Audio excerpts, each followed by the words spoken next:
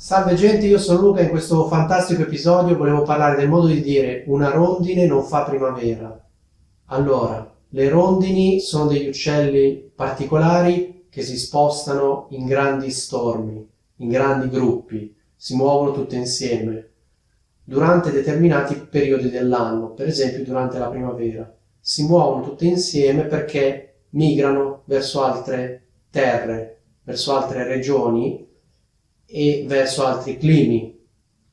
Quindi le rondini si spostano tutte insieme e quindi in primavera, alzando gli occhi verso il cielo, può capitare di assistere a uno spettacolo abbastanza particolare, cioè la migrazione delle rondini. Noi guardiamo verso il cielo e vediamo tantissime rondini che si spostano tutte insieme verso una determinata direzione.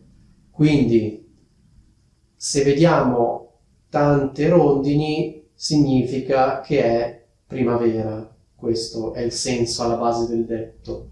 Però ne dobbiamo vedere tante di rondini, perché la parola chiave del detto è una, cioè non basta una rondine per fare la primavera.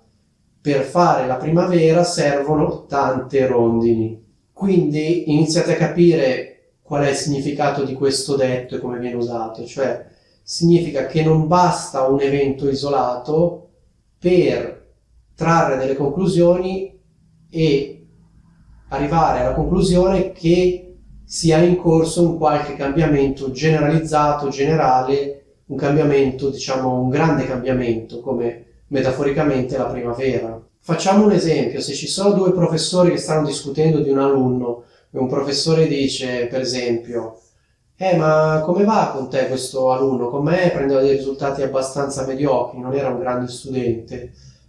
E l'altro professore risponde, sì, effettivamente non si applica tanto, non va tanto bene, però all'ultimo compito in classe ha preso 7, quindi dai, forse c'è speranza e forse ha capito che deve studiare un po' di più.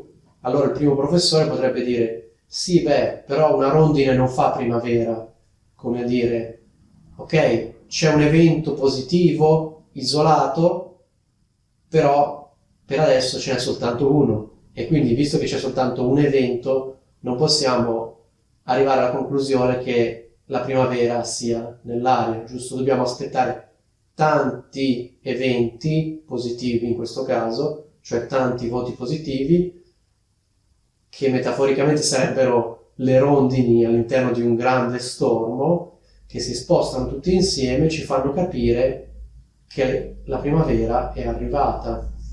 Quindi se c'è un evento isolato non possiamo trarre conclusioni, dobbiamo aspettare tanti eventi simili, positivi, prima di poter dire sì, le cose stanno cambiando, stiamo migliorando.